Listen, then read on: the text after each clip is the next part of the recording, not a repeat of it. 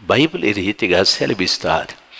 దానియేలు గారు ఎవరైనా రాజు ఆజ్ఞని అతిక్రమిస్తే వారిని సింహాల బోన్లో వేస్తారు అని చెప్పాడు.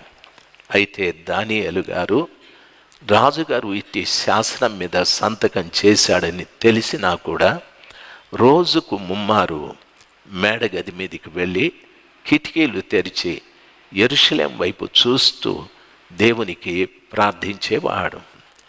ఆయన మనుషుల దగ్గరికి వెళ్ళి నాకు ఈ శాసనం ద్వారా నన్ను సింహాల బోన్లో పడేస్తారు, నాకు సహాయం చేయండి అని అడగలేదు. యెరూషలేం వైపు కన్నులెత్తి ఆయన ప్రార్థిస్తూ ఉన్నాడు. యెహోవా, రాజు మీ ఆధీనంలో ఉన్నాడు, రాజుగారు విధించిన శాసనం కూడా మీ ఆధీనంలో ఉంది. రాజుల్ని మార్చగలవు, రాజు శాసనాలను కూడా మార్చగలవు. మీరు రాజులకు రాజు. నేను మీ మాట తప్ప ఇంకొకరి మాట వినే ప్రసక్తి లేదని యెరూషలేం వైపు చూస్తూ రోజుకు ముమ్మారు ఆయన ప్రార్థన చేసేవాడు. యూదులు రోజుకి 3 పర్యాయాలు వారు ప్రార్థన చేస్తారు. దానియేలు గారికి వాస్తవంగా ఆ బబులోను దేశంలో మంచి ఉద్యోగమే అయినా ఆయన ఉద్యోగం చేసుకుంటూ యథాప్రకారముగా రోజుకు 3 పర్యాయాలు ప్రార్థన చేశాడు. దేవుడు గొప్పవాడు. ఆయన తీసుకెళ్ళి సింహాల బోన్లో పడవేసిన ఒక్క సింహం కూడా తన దగ్గరికి రాలేదు. రాజు అనుకున్నాడు దానియేలు చంపబడిపోయింటాడు, సింహాలు అతన్ని చంపేశాయి అనని ఉదయాన్ని వెళ్ళి దానియేలు అని పిలిచినప్పుడు ఆయన అంటున్నాడు, మహారాజా, నా దేవుడు చాలా గొప్పవాడయ్యా, నన్ను కాపాడాడని. సింహాల బోన్లో వేసేటప్పుడు కూడా ఆయన భయపడలేదు. నా నమ్మకం అక్కడ కూడా 3 పర్యాయాలు దేవునికి ప్రార్థన చేశాడు. దేవుడిచ్చిన సమయాన్ని దేవుని సన్నిధానంలో ఖర్చు చేస్తూ ఉంటే చూడండి, ఎవ్వరి సహాయము అక్కర్లేదు, దేవుడే సహాయం చేస్తాడు. సింహాల నోర్లను మూయించాడు ఆయన. ఆ సింహాల బోనును తెరిస్తే దానియేలు క్షేమంగా బయటికి వచ్చాడు. దేవుని పిల్లలు, దేవుడు మనకిచ్చిన సమయాన్ని, దేవుడు మనకిచ్చిన ఆరోగ్యాన్ని, దేవుడు మనకిచ్చిన తెలివితేటల్ని, దేవుడు మనకిచ్చిన ధనాన్ని ఆయన కొరకు ఖర్చు పెట్టే బిడ్డలుగా మనం ఉండాలి. లేని పక్షాన ఆయన సహాయము మన దాకా రాదేమో, ఆయన సహాయము మన తరువాత పిల్లలకు రాదేమో. కాబట్టి జాగ్రత్తగా ప్రతి వారు కూడా, చాలామంది దేవుని పిల్లలు ఈ విషయంలో నిర్లక్ష్యాన్ని చేస్తూ ఉంటారు. నిర్లక్ష్యం ఒక్కనాటికి మంచిది కాదు. దేవుని పిల్లలుగా మీకు నమ్మనవి.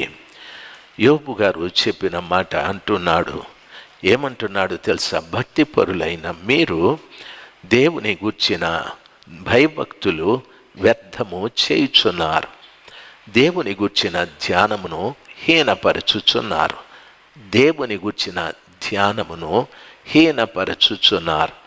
అంటే దాని అర్థం ఏమిటో తెలుసా?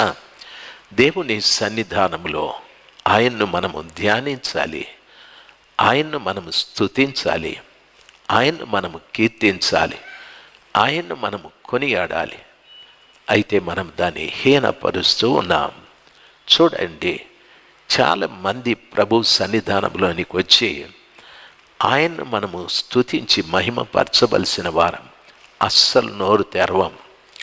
ప్రార్థన అంటే కళ్ళు మొయ్యం, పాట అంటే నోరు తెరిచి గంభీరంగా పాడం. ప్రార్థన అంటే కూడా స్తుతించండి స్తుతించండి అని 100 సార్లు చెప్పినా మన నోటి నుండి శబ్దం బయటికి రాదు. బైబిల్ అంటే అది, మీరు దేవుని గూర్చిన ధ్యానమును హీనపరచుచున్నారు. దేవుని పిల్లలు బాగా గమనించాల్సింది, ఒక మనిషిని మనము హీనపరిస్తే అతడు నన్నెందుకు గౌరవపరుస్తాడు? ఆయన కూడా నన్ను హీనపరుస్తాడు. అయితే దేవుని పిల్లలు ఎప్పుడు కూడా దేవుని సన్నిధానంలో గంభీరంగా నోరు తెరిచి దేవుని స్తుతించాలి, నోరు తెరిచి దేవుని పాడాలి, నోరు తెరిచి ప్రార్థించాలి. నోవహులాగా కాదు మరలాని. అట్లా అరిస్తే ఏదో గొడవలు జరుగుతూ ఉన్నాయి ఇక్కడ అని అనుకుంటారు. దేవుని స్తుతించాలి. ఆ కృపగల దేవుని హీనపరిచే కార్యాలు చేయకూడదు. ఒక అత్తగారు, ఆ ఇంట్లో 2 కోడళ్ళు ఉన్నారు. ఒక కోడలు కట్నం ఇచ్చి కొడుకుని పెళ్లి చేసుకుంది. మరొక కోడలు కొడుకు ప్రేమించి పెళ్లి చేసుకున్నాడు, ఆమె కట్నం ఇవ్వలేదు.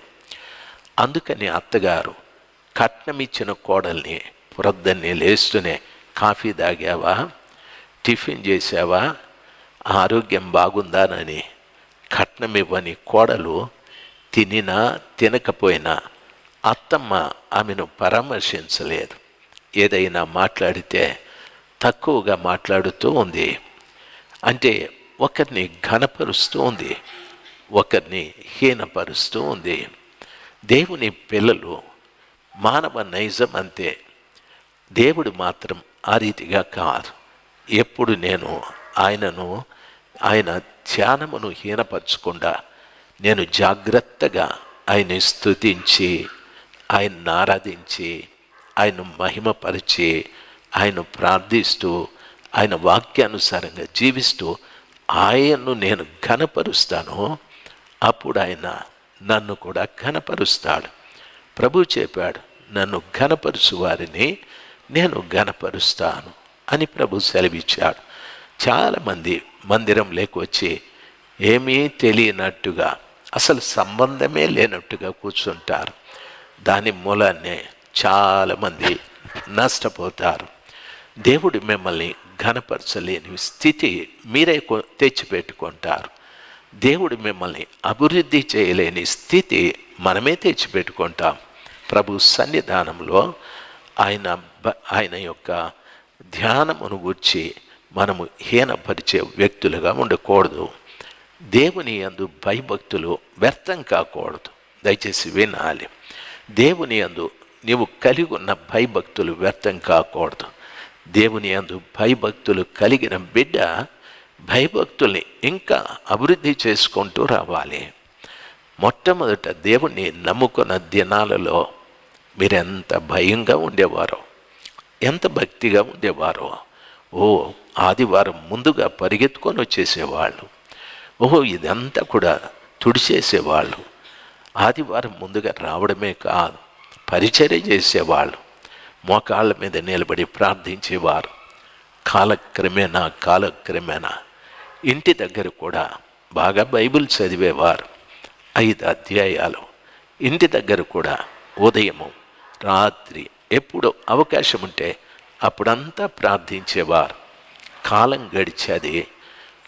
గడిచేది దేవుని యందు భయభక్తుల్ని వ్యర్థం చేస్తూ వచ్చాం. అస్సలు లెక్క చేయడం లేదు. ఇప్పుడు మనకు ఈరోజు ప్రార్థన అంటే మధ్యాహ్నం 10కి వచ్చేవాళ్ళు ఉన్నారు, 9ంటికి ప్రార్థన, 10కి వచ్చేవాళ్ళు ఉంటారు, 11కి వచ్చేవాళ్ళు ఉంటారు. దయచేసి గమనించాలి, భక్తిని నీవు వ్యర్థపరుస్తూ ఉన్నావు. దేవుని పిల్లలు కొంతమంది బైబిల్ కూడా తీసుకురారు, చేతులు ఊపుకుంటూ ఏదో షికారుకు వచ్చినట్టు వస్తూ ఉంటారు.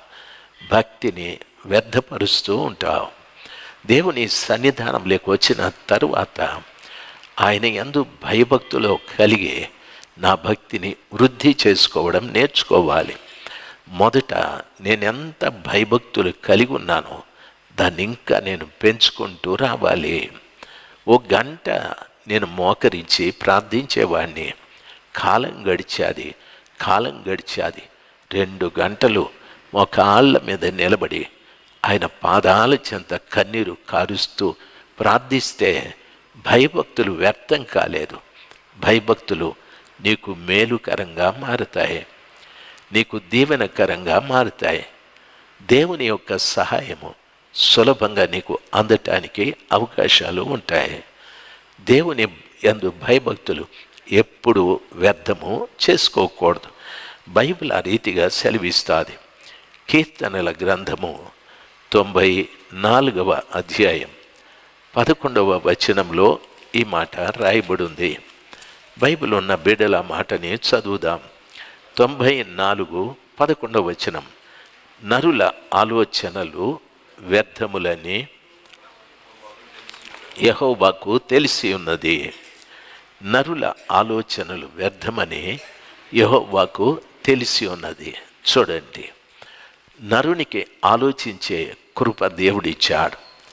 దేవుడు కూడా ఎవరంటే ఆలోచనకర్త. ఆయన బైబిల్ సెలవిస్తుంది ఆలోచనకర్త.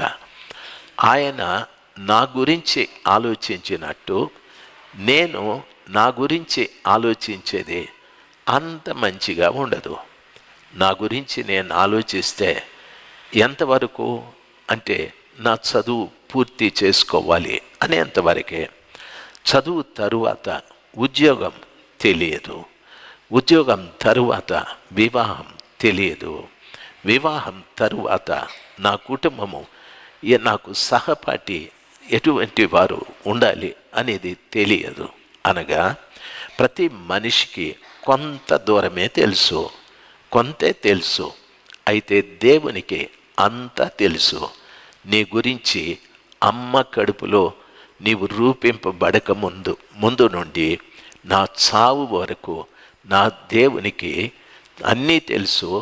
ఆయన నా గురించి ఆలోచిస్తూ ఉంటాడు.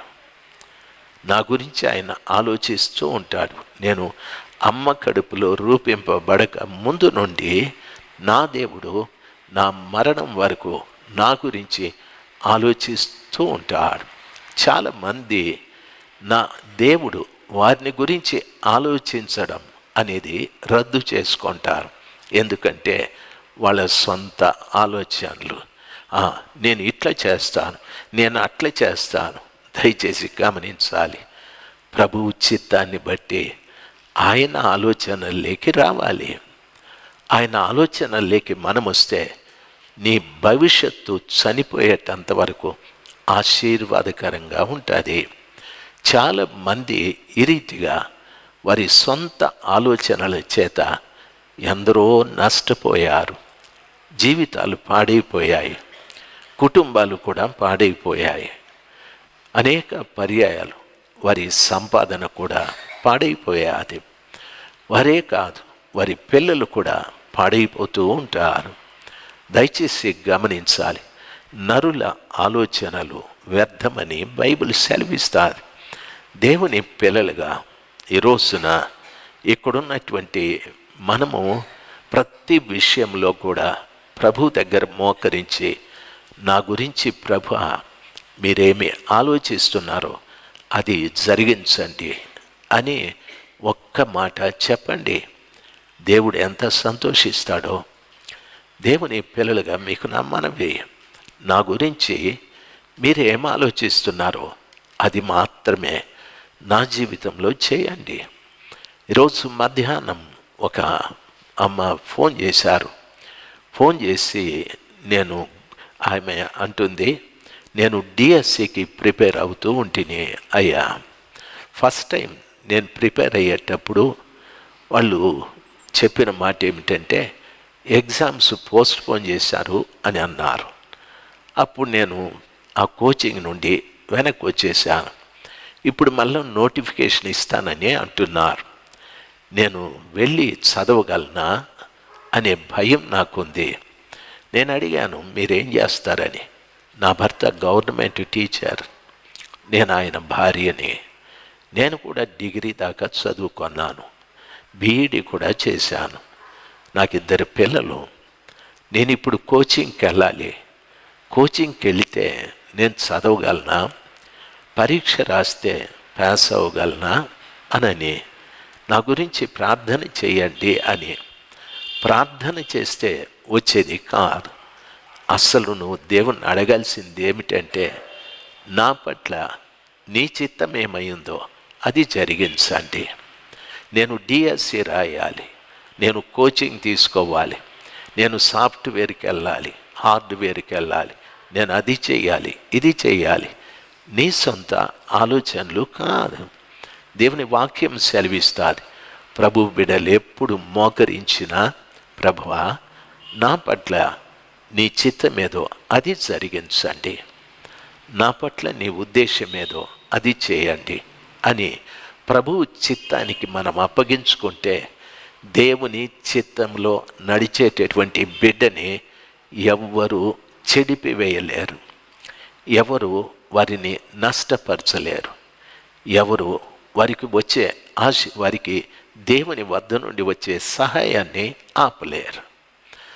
దేవుని వద్ద నుండి వచ్చే సహాయాన్ని ఎవరు ఆపలేరు. మన సొంత ప్రయత్నాలు పూర్తిగా మనల్ని ఎందుకు పనికి రాకుండా చేసేస్తాయి. చాలా పర్యాలు మన సొంత ప్రయత్నాల ద్వారా మనం పూర్తిగా నష్టపోయినాక అనుకుంటాం, ఇది చేయకుండా ఉంటే బాగుండు, నేను అక్కడికి వెళ్ళకుండా ఉంటే బాగుండు, వీనితో స్నేహం చేయకుండా ఉంటే బాగుండు, ఈ వ్యవసాయం చేయకుండా ఉంటే బాగుండు అని నష్టపోయిన తరువాత సొంతంగా ఆలోచించే వ్యక్తులు చేస్తారు. బైబిల్ సెలవిస్తుంది, నరుల ఆలోచనలు వ్యర్థములని యెహోవాకు తెలిసి ఉన్నది. యెహోవాకు తెలిసి ఉన్నది. కాబట్టి ఎవరైనా సరే, నా నుండి నా ముందు కూర్చున్న ప్రతి ఒక్క వ్యక్తి లేక లైవ్లో వాక్యం వింటున్న ప్రతి బిడ్డ ఆలోచించాల్సింది, నీ సొంత ఆలోచనలు కొంతవరకే పనిచేస్తాయి. నీ సొంత ఆలోచనలు నీ జీవితాంతం పనిచేయవు అంటాడు. నరుల ఆలోచనలు వ్యర్థం, నరుల ఆలోచనలు వ్యర్థం. చాలామంది సొంతంగా ఆలోచించి ఎంతోమంది నష్టపోయారు, ఎంతోమంది చెడిపోయారు, ఎంతోమంది భవిష్యత్తులు పాడైపోయాయి. ఎందుకు పనికిరాని విధంగా సమాజంలో నిలబడిపోయారు. దేవుని బిడ్డలు ఎప్పుడు మనము నా ఆలోచనలు కాదు, నేను దేవుని ఆలోచనల ప్రకారంగా జీవించాలి, దేవుని ఆలోచన ప్రకారంగా నేను జీవించగలిగితే దేవుని సహాయం నాకు దొరుకుతూ ఉంటుంది. దేవుని సహాయం అన్ని పరిస్థితుల్లో ప్రభు నాకు సహాయం చేస్తూ ఉంటాడు. నీ సొంత ఆలోచనలు పనికిరావు.